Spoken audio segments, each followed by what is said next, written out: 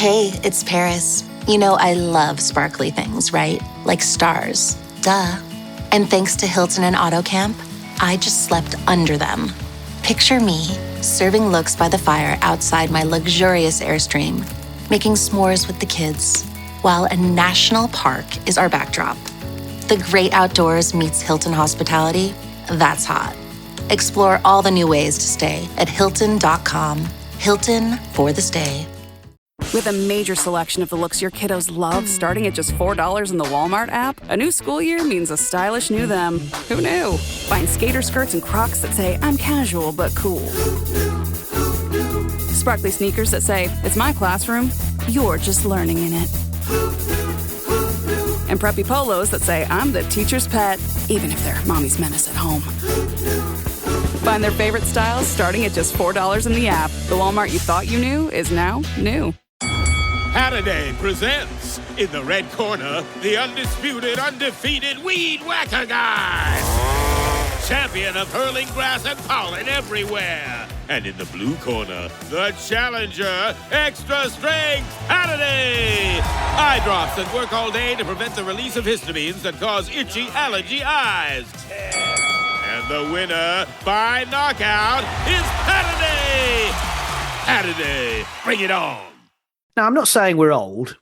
We are. No, I'm really not saying we're old, and certainly not our latest guest. But rewind 6 years, and we were still talking anything but footy. Great Britain and Northern Ireland has its first medal, courtesy of 23-year-old Dina Asher Smith. Dasher has done it. I'm Michael. And I'm John. In the next half an hour or so, have the world's best athletes been let down by Doha, the lack of spectators and coverage, and British canoeists booked all four That, places I'm for told, Tokyo was from episode 28 of Anything But Footy, which was recorded in the autumn of 2019.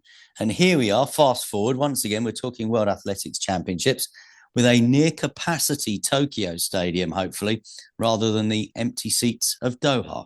And I'm delighted to say in this episode, nearly episode 400, by the way, Wow. we are joined by 2019 world champion and serial world and Olympic medalist, Dina Asher Smith. I have done 7, but I started quite young. I started at 17, so I have a few years on everybody. Yep, 7 World Championship appearances. And Dina is back, I think, in a very happy place. Certainly seemed like that when I caught up with her. This is Anything But Footy. Moving on to Milan, looking ahead to LA. Stay in touch all the time with our socials. You can read our latest blogs and find out what we're about at our website, anythingbutfooty.com.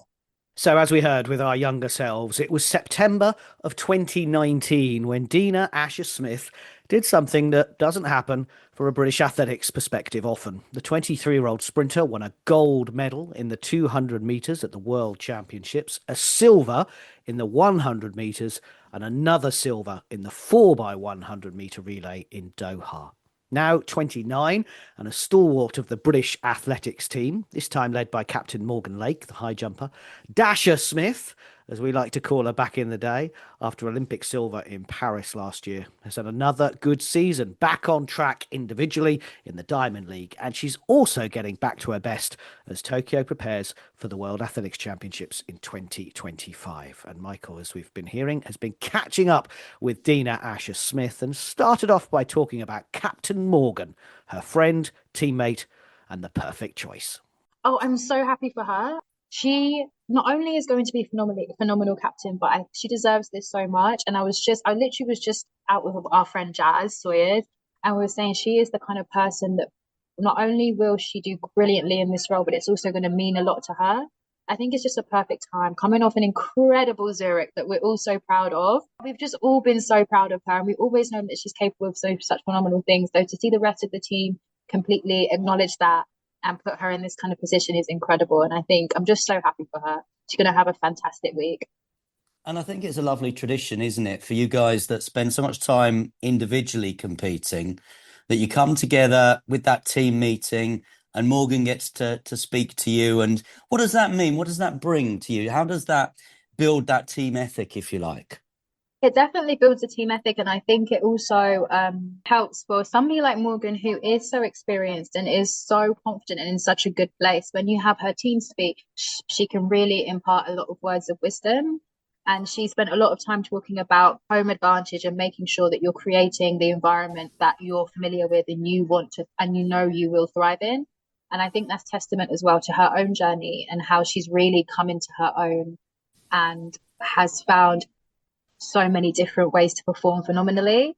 And the fact that she can kind of share that and give different ideas in terms of how to get the best of yourself to the younger athletes, I think is great. And that kind of just real life lived experience is invaluable. And again, as you can tell, I think it's a fabulous choice for captain, but I'm also entirely biased. She's one of my closest friends. I'm always going to back her. I just hope that, yeah, it's just, I'm just so happy for her. This has been such a phenomenal few weeks for her, and I really hope that she continues to float on cloud nine. Let's talk about the team. You mentioned Jazz Sawyers. I don't know what they put in her Achilles when they fixed it, but she's come back as a bionic woman. Morgan's in great shape. Molly Cordery. And then we look at the track, the sprinters, the middle distances. Do you feel you're in this kind of, and you've been around a few teams now, if you'll forgive me for saying, do you feel you're in a real kind of golden era at the minute? I really hope that it's going to be a fantastic championships for us. I think that we have so many brilliantly hardworking, dedicated, and talented athletes that can really go and achieve some incredible things. I think that I would never want to label anything because, you know, some people will relish those labels, some people won't. So I'm not trying to put my name and attach that to anybody's, you know what I mean? Yeah. Attach that to anybody's name in public. But at the same time, we have some phenomenally talented athletes that I think our country is ultimately so proud of. It really could be a great championships for us, but ultimately it's going to always be a great championships for our athletes because we're here happy. We've got a great team leader in Paula, and we're just here feeling comfortable and ready to go and chase our individual goals. And that's all you really want when you come to this environment. And I'm sure we're going to have loads of fun. And you know what it's like to be an individual world champion. Oh, yeah. I know about that. I thought you were going to say about how many world champs. When they posted it was 7, I was thinking it can't be 7. They must have like not counted it, right? Then I took a scroll through the pictures and I thought, wow, 1, 2, 3, 4, 5, 6, 7. It's 7. I have done 7, but I started quite young. I started at 17, so I have a few years on everybody. But what is it like to have that gold medal, to have been an individual world champion? What does that bring to you? What does that bring to the armory of Dina Asher? Understand what it takes, and you understand what it takes, and you understand how to navigate competition well, I think. But I also think even if you haven't had that before, there's no reason why you can't understand that just from lived experience and going through competition. But sometimes it's just as simple as gun goes, you run the fastest, and that's that. Sometimes you don't need to overcomplicate it either. You know, if the bar is there, just have a better day than everybody else. Very simple, isn't it? It's not, but it is. But it isn't. Couple more questions, and I want to pick up on that because whenever I speak to people about covering athletics, people say to me, "Oh, do you get to speak to Dina Asher Smith? She's lovely." You meet journalists who don't cover much athletics, who meet you in a mix zone and say afterwards, "Oh, she's lovely." I saw another side to you in Birmingham, and that was Dina Asher Smith, the geek. So when you say the gun goes, I just run from one side to the other, you were proper geeking out about all the technique. I thought you were gonna, you know what, you're gonna laugh at this, and this is for radio. If anybody's listening to this, please don't go and Google it. Just take it for what it is. I thought you were gonna say in Birmingham you saw a different side where I looked crazy because I did not. My fringe was having the worst hair day of my entire life. I've looked at all those pictures back, and I am truly humiliated. I went to the media officer Beth, who works alongside Liz for British Athletics, and I was like, Beth, babe, that day visually did not happen for me. Like quotes, everything, put it out there. But visually, any videos, whatever, it was like a toupee. It was windy, it was rainy. I had my natural hair as a fringe. And I was just thinking, Dina, you're normally so on it. What on earth happened? I think I was very happy that I ran 22.1, but then I looked back at the images and I was like, oh my gosh, thank God I didn't go 21.9 that day because that would have been more coverage. And then that fringe would have been there for the world. So anyway, that's what I thought you were going to say referencing trials, but I completely forgot that I geeked out. But yeah, I don't tend to go into it too much, but obviously to have like kind of this longevity at this kind of standard, and I've been very proud that I haven't been there yet, but I'm sure I'll be there next week. Like where you've run 10.8 every single year for a few years, you have to be very knowledgeable of what you're doing. Like if you're doing a 200 and you're talking about cutting the bend, how you're going to best accelerate, best attack the angles. I really don't talk about it too much, but I do love it. Being a student of the sport is, to a certain extent, it's very important, but I think it's more important to know when to switch that on and off. But yeah, track's a great sport for nerds. It's a very good sport to yeah, have a passion for. Well, final question then. I mean, the hard work, the geeking out, the science, and everything else is done, and We're way done, yeah. now it's time. Now it's time to deliver. It is. I'm gonna have a great time. I'm really excited to go to Tokyo. Like I've been having a great time. Zurich Diamond League, it was great for me, particularly as like it was more like even though I was racing, it was more like a training day. So kind of to having that as a training combination, 10, 9, 22, 1 back to back, that was phenomenal for me. So I'm really, really excited to go and run in Tokyo. Yeah. Well, I didn't think I'd be discussing my orange shirt and your hair on the radio Well, today, but look, you never know. You never know. And just for people who did hear that, I know I talked about it and it's tempting to go and look at it, but just please don't. Please respect me and we're going to move on. I'm sure in Tokyo I'm going to look very different. And even if I don't, maybe just listen to the radio if you that too. Dina, a joy as ever to chat to you about a lot of different things today. All the very best, and we'll catch up soon, I'm Thank sure. you. As joy as ever, you're right. Thank you very much. Dina Asher Smith and Michael. Now, I said Dina has had a good Diamond League, but not quite as good as Julian Alfred, the Olympic champion. And there's always the challenge of the Americans at the Worlds as well. But she was in good form with you, Michael. She's been good form on the track. What are her chances? Yeah, it's an interesting one. I think just to give a little bit of context and background, she was very upbeat, very happy, very positive in that interview. And she always is in interviews. And I referenced it there, didn't I? I said people always come up to me afterwards, oh, she's very lovely and smiley. But there was just something different in that interview, if that makes sense. It was a genuine joy that she seemed to be experiencing. And to put that into a little bit of context, we know that she's had some changes to her coaching setup this year. And they're not changes that I think have been altogether positive in terms of she doesn't want to talk about them at the minute. And that is the first thing really to say ahead of all those interviews is there's no questions to be asked to Dina about the coaching situation. So she obviously was with John Blackie, her coach, for a long, long time, then went to America, and it obviously hasn't worked out for her. Her performances weren't fantastic, and she's back in London. And interestingly, when the British athletics team was announced, they always announced the athlete, their coach, and their club. With Dina, it was athlete and her club. So no named coach there. No one actually really knows what the full story is, what has happened in America. And on the eve of a championship, if I learnt one thing in Paris last year, spending a lot of time in and around athletes, I didn't want to be the one to put that negativity into her mind, if you like. So we did just, have a good chat, really. Someone that's close to Dina has described the situation to me as a mess. But as I said, I don't know what that situation is. And that's just not me keeping a confidence. I don't know what that situation is with Dina. What I do know is that she does seem in a much better place than I have known her or seen her for a few years. And hopefully that will translate to a performance on the track. In terms of the opposition, Melissa Jefferson Wooden of the States, she's run a season's best. I think it's 10.65. I think Dina is a 10.93. We'll hear from Daryll Neita later. I think hers is 11 dead. So I think you've got to be looking at Melissa Jefferson Wooden. And then Julian Alfred, who we've seen in the Diamond League's been in terrific form. Her best time over the 100, 10.75 as well. And then some of those other names that we know, people like Sharika Jackson has run a 10.88. Shelley Ann Fraser-Price, 10.91. Sha'Carri Richardson actually has not been in terrific form. Silver medal, I think over 100, wasn't it, in Paris for Sha'Carri Richardson, 11.05. So, down on what Daryll Neita's done. So I think Dina is definitely there to get a lane in the final, something she didn't do in Paris. I mean, Daryll Neita did do in Paris. I think she definitely is there to get a lane in the final. We always talk, don't we, about being championship performers, whatever that sort of means. What we mean by that is she has a brilliant track record of going to championships and winning medals. So I certainly don't think you can rule her out.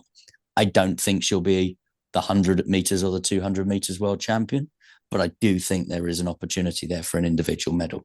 currently ranked 4th in the world in the 100 metres, 6th in the world in the 200 metres. Dina in action Saturday morning in the heats, so UK time, of the 100 metres. Also lining up with Amy Hunt, who's run a PB indoors in the 60 metres this year, the 100 and 200 as well. She's also the British 100 metre champion after victory in Birmingham at the trials. Of course, Daryll Neita, as Michael mentioned as well, also in action. She was disqualified in those trials, but she's there. Same age as Dina, two-time world champion, silver medalist.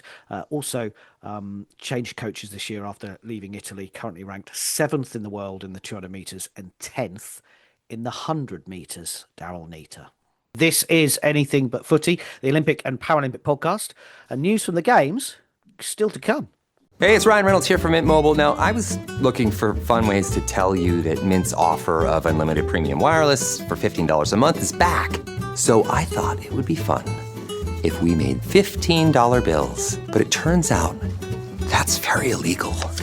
So there goes my big idea for the commercial. Give it a try at mintmobile.com/switch. Upfront payment of $45 for 3-month plan, equivalent to $15 per month required. New customer offer for first 3 months only. Speed slow after 35 gigabytes if network's busy. Taxes and fees extra. See mintmobile.com. Yeah, let's talk about Daryll Neita before we hear from her. I think the interview that I recorded with Daryll Neita, not particularly journalistically rigorous, shall I say that? So, to be fair, I did the Josh Kerr interview, so you're fine. So we didn't have a lot of time. That was one thing. We were quite limited on time, and we just didn't get on to some of the big questions that really you should be asking Daryll Neita at some point. But again, not wishing to put negativity into these athletes' mindsets on the eve of a championship. So I didn't ask her about the disqualification at the British Championship. And I didn't ask her about not getting paid by Michael Johnson and the Grand Slam track.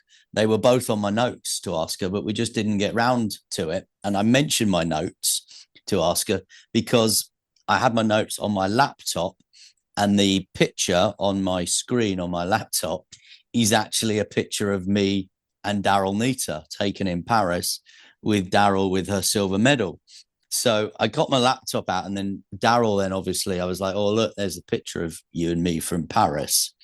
And she was like, oh, I need to capture this for Daryll's Diaries, which is her YouTube video series.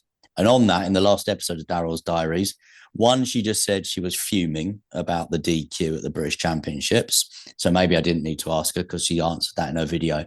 And two, she was vlogging all about the build up to the Grand Slam meet in Jamaica and then Miami, going, oh, I'm off to make some money, Grand Slam track. And then she just cut to a video of her, obviously in the editing process when she was putting it together. And it just went, I didn't get paid. And then went back to the vlog. So those were her two comments, if you like, on those two issues. But we were just talking about Daryll's Diaries, and I was already sort of recording, but hadn't really started the interview with Daryll. And I was just chatting to her really about it. I thought it was interesting to share why she started vlogging. I've not been on Daryll's Diaries, I don't think, this year, although I've been watching, of course. Have you been watching? Have you tuned in? Did you like the last one?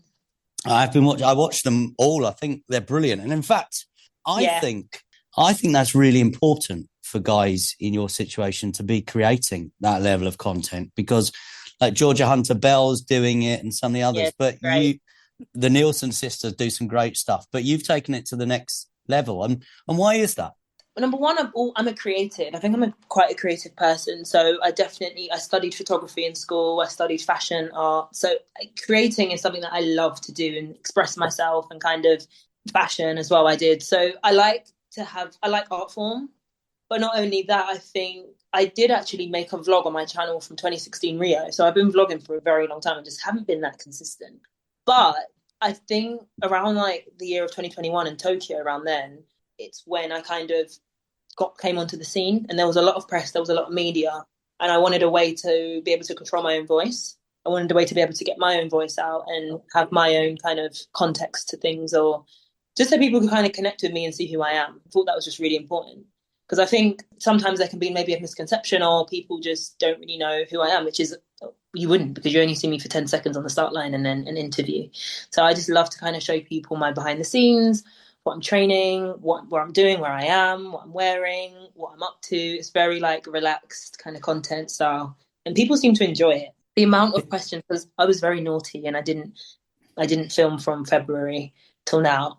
I didn't put a vlog up, and people were just every week asking me, when are you going to put a new vlog up? When are you going to put? So I just gave it to the people. Because I think people do see elite athletes as a bit robotic, because as you say, it's 10, 20 seconds on a start line. And then it's an interview where you talk about your process and execution in the immediate aftermath of what you've just done. It's so difficult, I guess, to try and kind of get your feelings across at that point. Yeah, I think so. And, depending on how you've done in a race, so even if it's gone really well, you're probably really focused on that. Or if it hasn't gone so well, you're not really in a place to really put your thoughts together, and you might not come across in the best light, or you might not want to say what you want to say. And it can be difficult to just get your words out sometimes. So just kind of being able to kind of put the power in your hands and say what you want to the camera and show people a little bit of who you are and why you do what you do, and kind of build a story. I think having a context to a situation is very, very cool in a way. Like, we love the finished article, and we love the medals, and we love the podiums, of course, and the times and the records. We love all that. We love all that as athletes. But I think there's something in showing the journey, which is very like sustainable and very inspiring for a lot of people. And it's sometimes nice to not only see the finished article, but the process of how you got there. So adversity, obstacles, the good and the bad. I think it's so nice and refreshing in this day and age to be vulnerable and open. Because I'm just, honestly, I really like inspiring people, and I like people to understand that I'm definitely just like them, if that makes sense. I've just kind of been very persistent and done my passion, and it's kind of led to me to where I am now. And I think that's a really nice message to share, especially with the younger generation. I think that's one of the reasons why the Olympics and the World Athletics Championships hits, because essentially you do show that you are normal people, everyday people doing extraordinary things. Let's just talk a little bit about you and your season. I get the sense this season you have been building towards something, and maybe that something is Tokyo. 100%. I would say that it's definitely been a transitional period for me. The season, as we know, I made a change, and it just definitely took me long to kind of get my feet on the ground and get into it and set my foundations and get myself there mentally and physically. But what's been amazing about this season, and it's been all about patience, and I think I might have just needed to learn that and understand that ultimately it's about trusting your process, trusting the people you have around you, trusting yourself, and knowing that you will be ready for when you need to be ready. So I have absolutely not one doubt in my mind this is going to be an amazing championships. I'm someone that loves the championships. I think it just lights a different kind of fire in my stomach, and it's an environment that I thrive in. So I think it's actually been waiting for it. It's felt like I've waited for this championships, because it's obviously the last thing of the season, and we normally would have a champs maybe mid-season, and then we kind of build to that and then come off of it and then carry on. So I think just building up to that has been actually worked in my advantage, because I think like I needed as much time as I could get this season to get myself in the right form. But it's been great. It's been a lot of changes. I'm working with a new coach, Lance Brawman, out in Florida now. New training environment, new stimulus, new setup. Everything has been brand new. So anything that I kind of was used to has been changed, and it's just taken me a little bit of time to adjust to that. But I think it's been probably one of my, now I'm able to sit down and process the season. It's probably been one of my most necessary seasons to kind of just learn a lot about myself as a person, and a lot of new lessons, and ultimately a lot of character building, which is what I need for the level that I believe I can be at. You need to be a very tough cookie and a strong cookie to be there. And I feel like I've built that this year. I was listening back to the interview you and I did in the immediate aftermath of the Olympic 100 meters final. And you used the word "so" 9 times in a row. In the word, you went so close.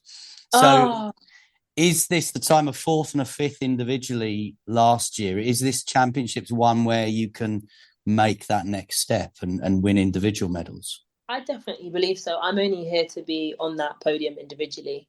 That's something that I did come so close to last year.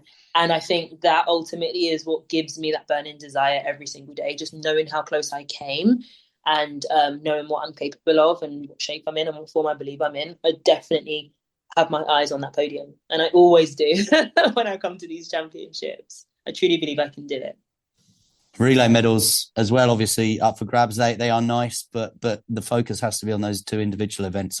Relay medals, definitely. I think what's amazing about our team is that we've grown so much over the years, and even last year in Paris, so close to that gold medal as well. We were going for gold.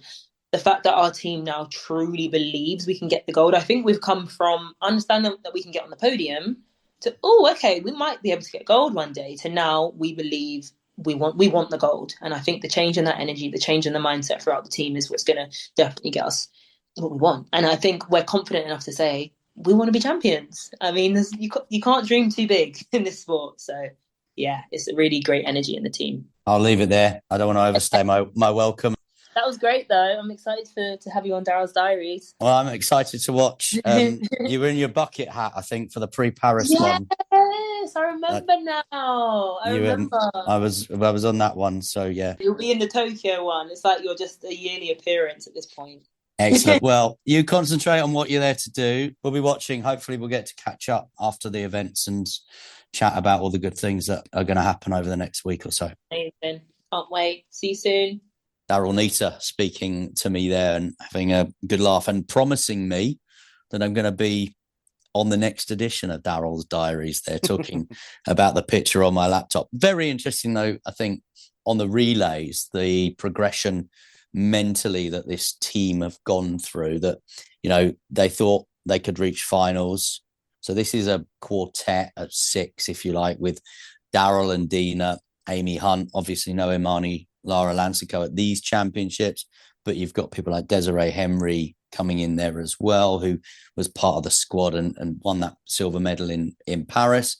So interesting that they thought they should be finalists. Then they thought they could be on the podium, but they go into these championships thinking we can win a gold medal. We have potential to win a gold medal. And with better changeovers in Paris in the Olympic final, they would have won the gold medal. And I think that stung at the time, that they knew actually they were very close to winning that gold medal. So Tokyo starts midnight Friday, early Saturday morning in the UK. Do keep listening, downloading, following. We'll be focusing on the men and the women's 400 meters this week in another special episode. Plus, we'll have a catch up with our mate Adam Jamili as well before the action starts early on Saturday. He, of course, was a world champion in the 4x100 meter relay. So I can see what you mean about Daryll and Dina. They want to have that gold medal as part of their collection to add to the silvers. And they've won as a relay point of view. And, of course, Dina, 2019 200 meter champion, as we heard earlier on. This is Anything But Footy, the Olympic and Paralympic podcast. Our news from the games, just to finish off with a couple of headlines for you. The tickets are now on sale for the first ever British European Athletics Championships. Can't believe it's never been held in the UK before. It's in Birmingham next summer, 2026. 86,000 tickets have already been sold in official pre-sales, including some for me and my family. Over 8,000 families attending the championships. Yep, I'm one of those too. Friday, Saturday and Sunday evening sessions are proving most popular. I couldn't afford those. I've gone for Monday and Tuesday. And tickets for all sessions available. Tickets.birmingham26.com. It's going to be huge. Yeah, they were saying that they've exceeded expectations, haven't they? Massively with those ticket sales. Doesn't surprise me. I mean, I know you will always, as an organizer of the event, will go for a worst case scenario, but it does not surprise me that there will be a huge appetite for those championships. Meanwhile, Chantel Reid of Derby, who decided to stick with GB boxing as we continue our news from the games after a disappointing Olympics last summer, has become the first British boxer to secure a medal. It's going to be bronze at least at the first World Boxing Championships in Liverpool. She secured a unanimous victory over the boxer Zhang of China in her light middleweight quarterfinal. So hopefully a chance of a gold or a silver medal to come with her semi-final this weekend. And of course, we'll keep an eye on that as that progresses. You can check out all of our socials, Anything But Footy. Just search for them. Latest blogs on the website, anythingbutfooty.com. And there is the playlist on Free Spotify. From desire. Please don't remind me. And stay with us. We are moving on to Milan and looking ahead to LA.